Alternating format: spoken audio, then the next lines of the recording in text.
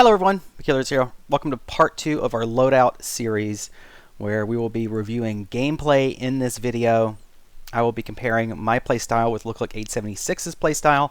We both have hunting rifle loadouts, but we play them very differently. And the point of the video is to show that in order for a loadout to work for you, you have to play in a manner which the loadout works for you and not against you.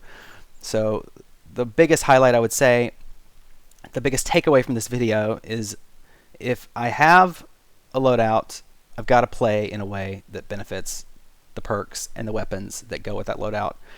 And even though we have, in this example, two very different loadouts, you have to have two very different playstyles for both of them to work.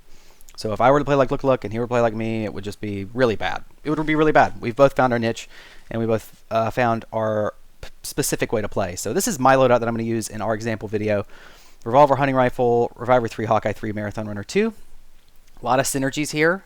Particularly, I'm going to highlight Reviver 3, Hawkeye 3. We have another combo with the Revolver and the hunting rifle, and then Marathon Runner 2 goes with the hunting rifle and also Reviver, and I'll explain that later in the video. Look Like 876 loadout. His game is going to be on high school.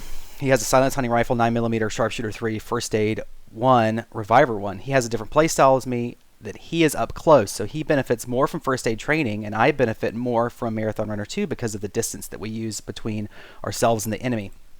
Sharpshooter 3 for him also pairs with a hunting rifle in this case, and also with a 9mm. First aid training 1, again, I just covered that. Reviver 1. I don't know what his last loadout point is going to. I'm going to assume it's maybe sharp ears or something like that. I know he likes to use sharp ears. So, without further ado, we're going to get into my game. This is one that was uploaded to my channel not too long ago. It's going to be on University. The biggest difference in my playstyle and Look Like 876's playstyle is, I'd say there's 2 or 3 main differences. Look goes for headshots. I go for body shots. I purposely just shoot for the body to get in and out quickly from exposing myself from cover. I sprint a lot more than Look. And my positioning is based off my teammates' positioning, and Look is pretty much based off where the enemy's at, I think. And Look has a lot more of aggressive play style. So I'm going to have a very defensive method of play. Look's going to have a very offensive method of play. One thing I want to note about this video is the point of it originally was sprinting doesn't make you die. So I'm going to be sprinting a lot more in this video than I would normally sprint. We just have to keep in mind, normally I wouldn't be sprinting here, but for some reason I was just like, yeah, I'll sprint, whatever. I just want to prove the point that it doesn't make you die. But it's, one person did comment that if you over sprint like this, I'm exposing my entire team, and we are getting surrounded in a sense. Of these enemies know where we are, and my teammates are gonna just, I'm exposing my entire team. So I wouldn't normally sprint that much, and that person was correct, and I was wrong with the sprint. So right now I'm bailing out. I'm gonna reset. This loadout is not beneficial for close range. My sensitivity is lower than Look's. So I will focus on keeping distance from the enemy and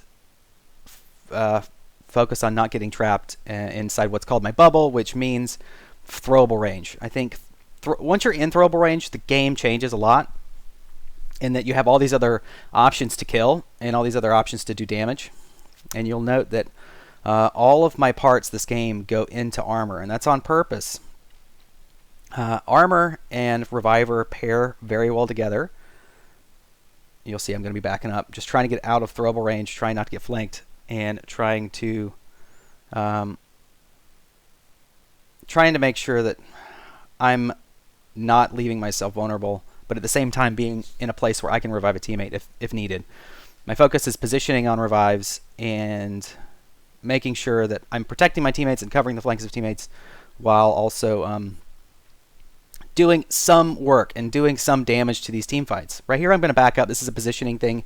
Look will probably not take this position, but I am purposely getting out of throwable range.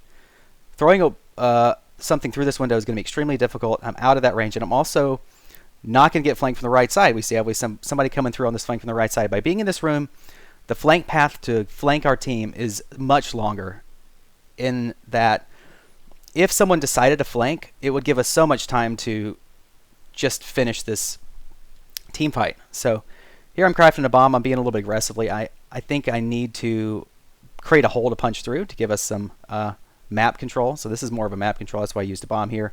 And then this sets up nicely for this double team on the enemy on the outside. So that was, I think, a well-played fight. Good positioning, just not great aim. Not great aim at all. I want to say that not much happens here. So I'm going to fast forward just a little bit. Just a touch. 3-3 right now. The point is knowing that I'm always pretty much behind my teammates at all times.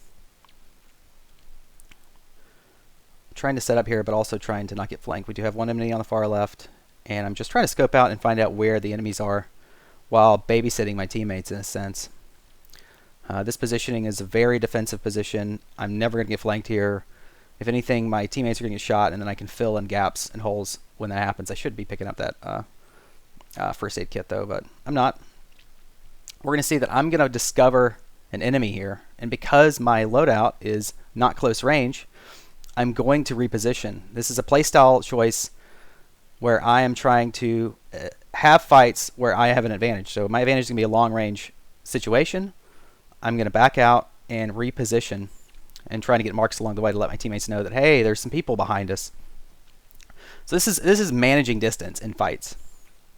If I were to engage close range, I really would just be swapping to the revolver, and I would have a revolver against two enemies, and it wouldn't work out.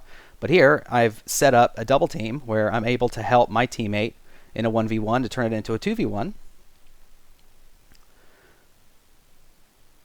And now we have numbers. It's 3 versus 4 at this point. So I'm going to do something I don't normally do. I don't like that we're all bunched up here in this corner. I don't want to get surrounded. So I'm going to push forward because I think the entire other team is actually down this hallway, even though I only see 2. So I want to make a lot of noise and create a distraction for my teammates, hopefully to push up and take some map. And this is where First Aid 1 is not needed for my class. You'll notice that I don't necessarily need First Aid 1 there because of the distance that I keep from my team. Look, he's going to play a lot differently. He's going to play closer to the enemy, so First Aid 1 comes into handy much more often. I don't think I needed it one time this entire game. This is where Reviver is going to come in. Reviver 3 is just so nice for being able to pick up enemies in middle, or pick up teammates in the middle of fights. When you don't have Reviver, you almost have to guarantee that all of the enemies are dead, but with this playstyle, I don't need to. I can, if it's safe enough and I have just enough time, I can run up and revive while the fight is still going on and just keep that numbers advantage on our team. Right now we have a small lead, so I'm still just going to play my normal defensive way. Stick with my team. Not really take a lot of map out front, but just be in a good position where I have a lot of opportunities to use my Reviver. So right here we have a teammate going down. He's going to bleed out really quickly. I need to get this revive. So I don't normally use Molotovs aggressively, but here is a special case where there's a revive and I need that opponent to die quickly. So by using Molotov there effectively, it turned into a 2-kill Molotov because there's a kill and it allows me also to get a revive. So it's a 2-life swing. Molotovs are extremely useful in this loadout. It allows me to make plays like that, but I have to be very careful with when I use them because if I use them and I don't have any, then I really need to focus on my distance because Molotovs are what help me so much in close range. You notice again, I keep buying armor. I keep buying armor because if I have armor, I'm more likely to be the last person to go down on my team. And right here, my teammate is going to go out. I have no health kit. I have no health. I have no armor. I'm just going to run away. I think I'm using the cheaper armor perk as well, or the booster. So I'm just going to come over here, grab a health kit. I'm so far away that I don't need first aid training to heal up. So there's not a whole lot of benefit. And I'm going to buy another set of armor. I mean, I want to say this is like my 4th or 5th set already this game. And I know it's annoying for people to play against armor, but it's so good for the hunting rifle. It benefits the hunting rifle well because I'm able to challenge other hunting rifles and not worry about getting headshot and going down on the back lines. If I were to go down and be farther behind my teammates, then that gives up so much map as one of my teammates has to come revive me if they're trying to revive. So right now I'm trying to get a mark for my teammate. I notice that he's not healing up. I'm covering his back and I'm covering his flank. So I'm moving to the right to make sure that he's not getting hit from any other angle, but also being close enough to where if he loses this fight, I'm in a position where I can get a revive. And it's a safe revive here, right? So if I were to not pay attention there, I probably wouldn't have made it back. I probably would have been like the other teammate who's trying to run back and get this revive. But somehow I was able to pull it out. No health kits right now. I'm going to pick up one here and move probably into this little garden, I think. But all in all, I'm not taking an aggressive stance. So again, when we're going to see Look 876's game, he's going to be just in the face of the enemy. And I'm not. I'm going to be where I'm at right now. We have a down on the enemy team. So this is where we want to be aggressive. I only have a smoke, so I'm going to throw something to help out this push. This enemy probably didn't know that he was revived, so that's why we were able to pull that out. I think coming up soon is going to be a really interesting part of the video. We're going to fight in this hallway. This is where Hawkeye and Reviver go well together. You're going to see my teammate go down here. He's going to down one and get down by his Molotov's going to be thrown. All right. The enemy is healing. I can see the enemy's healing, and because of that, I know that this revive is safe. And I have just enough time to Reviver 3 up and get out before my teammate goes down again. And I'm getting some help from my other teammate. He's able to get the down. I see that he's down, and so I'm able to get 2 nice revives, even though my teammate doesn't know that he just got picked up. I think the teammate probably just threw his controller down in anger. Dies really quickly, so that is a super big bummer. Since my teammates are not there, there's no points in me being there. So I run away. My teammate goes down here. I'm going to try to get this power revive. I do not see the enemy behind me to the right. So one thing that, I want to back that up a little bit. One thing that good players do is they, what I'm doing here when I go forward is I'm creating a split fight. So I get hit from the, if I stay there, it's a 2-on-1. But since I move up, I'm taking that angle away from the person behind me. So I'm trying to get this 1-on-1. Maybe to get some time to heal, to then take another 1-on-1 later on in the game. Oh yeah, one other thing I wanted to cover was Marathon Runner synergizes well with the long distance hunting rifle because of angles. So if you imagine, if you're closer to an enemy and you're trying to take another angle on them to switch from like maybe going head up against them to rotating around to the left, you don't have to travel as long or as far as if you were further behind, right? So just think about it as like you have a big circle and you're this far away from the circle, rotating another angle. This distance is not as far as this distance would be, if that makes sense, to get the same angle and the same pie.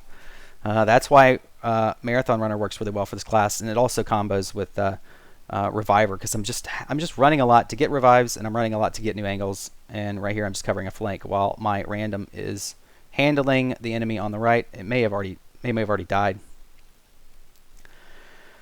This is just a reposition. I want to say I still think that enemy is still alive on the right side, so I'm repositioning to put the enemy between myself and my teammates. And there's a flank. Super stealthy man, trying to get something going, but he's not going to be able to pull that one out. But essentially, I think I covered everything I wanted to cover as far as this loadout is concerned. I do play this loadout differently than I would my other ones. So I have a launcher loadout that I use where I'm not putting parts into armor, so I'm not sprinting as much. I'm being a little bit more stealthy when I can.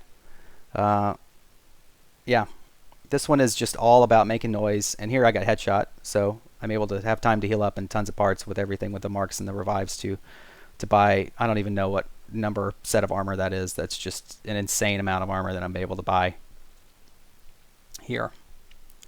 Just trying to get a mark for my team. I'm going to run out of ammo soon, but I think you all get the gist from this video. So what we're going to do is we're going to end that one here. We're going to move on to Look 876's gameplay. Again, this was my loadout for this game. His loadout is going to be Sharpshooter 3, First Aid 1, Reviver 1, and I don't know his last one, but probably Sharp Ears 1. Okay? So highlight, contrast the differences in positioning and the differences in play styles. Okay? We're going to be going to high school here. He's taking a really aggressive path up front.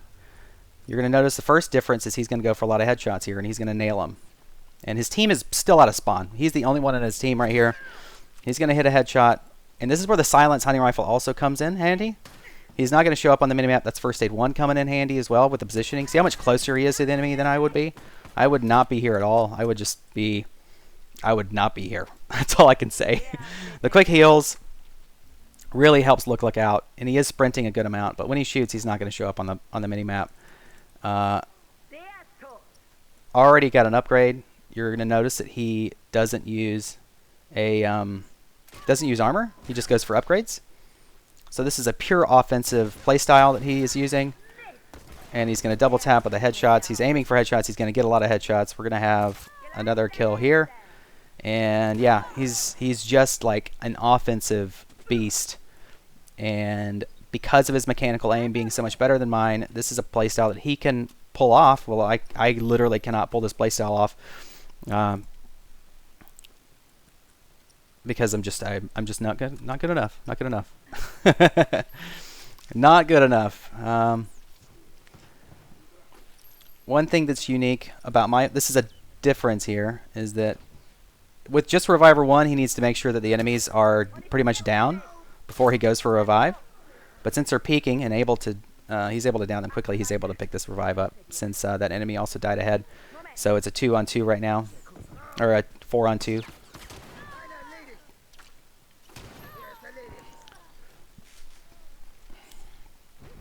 And this is just a cleanup.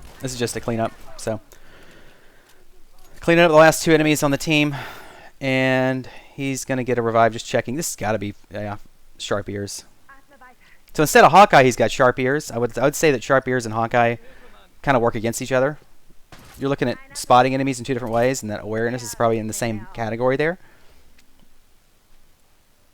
But we'll cover more of that in the synergies and the pairings video, the 3rd episode, where I'm just going to cover things that work well together and things that don't work well together. The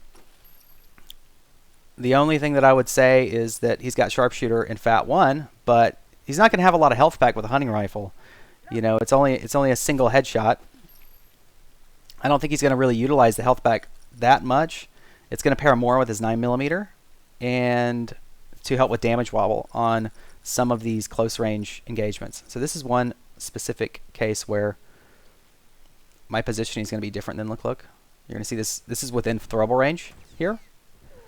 I would be backing up. I would try to aim to back up, but since he's in throwable range, he's got to do this dodginess, and there's a chance that he's going to get Molotoved, which it happens here. So I avoid that by I would be farther back behind the corner, and I would make that enemy come out of cover to throw something at me, and that would also help with flanks. So if I'm farther back, and there's a flank, I can address that flank while the throwable person is moving up. So if there's a flank from my left side there, the guy who's throwing something, he has to move up and go around that corner before he can see me to do anything.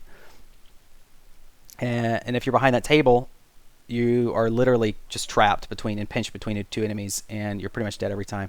So this is another positioning difference where I would be, we see 2 enemies at the box outside the classroom, 1 on the balcony.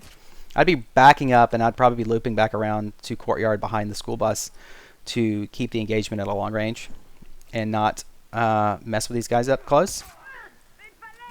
But Look's able to pull out the headshot and somehow survive from that bomb. This is where he's able to go in the classroom here. He's got 5. He's got plenty of ammo to make something happen. He's sprinting. I think he's probably just purposely drawing attention to the enemies. Yeah, he's just going to try to get some headshots, and he's going to pull it out. Picking up 1, 2, just like that. Now, if these people were to buy armor, Look would be in a little bit more trouble, since he would need to figure out how else he was going to put that much damage into armor. And that would also give the enemies a lot more time to react. It would double their health, essentially, double the headshot health. But I mean, he's just cleaning house right now. Cleaning house. So the point of the video, I think, is made. It's differences in play styles. It's that he's going for headshots. He's closer to the enemies, so he doesn't need marathon as much. He's not running away from the enemies very often. He's just challenging head up against a lot of these enemies. And since he's close, he uses First Aid 1 a lot more, and it's a lot more beneficial to his game than it would be to my game. That, and coupled with the fact that he's not buying armor and I am. He's going to use his parts just to upgrade his weapons, and now he's got plenty for ammo, so he's just going to keep buying ammo, I think, instead of buying armor.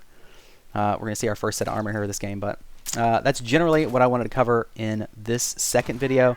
In the third video, we're going to be going through pairings. We're going to go through what perks go with what weapons and what perks don't go together, just to really help flesh out some more assistance with how to help you craft your own loadouts. And then we're going to look at some real life examples on loadouts and how those loadouts, there's weaknesses in the loadouts. So there's going to be the parts management's going to come up. There's going to be these incongruent pairings that are come up. But the point of this video is highlighting the difference in playstyles. That's number 2 and 4 in the most common mistakes. And showing how this playstyle works for look, and it pairs with a loadout. There's just a pairing of playstyle and loadout. I mean, it's very important, and this is something that a lot of people don't consider. And they just say, give me your best loadout, but then they play it so incorrectly, or they're not able to play it. For example, like a lot of people wouldn't have the mechanical aim of look, so they would not be able to play this loadout nearly as successfully as him. They'd be probably a lot better playing a playstyle like I would play. But with that, I'm going to see you guys in the third video. Thank you so much.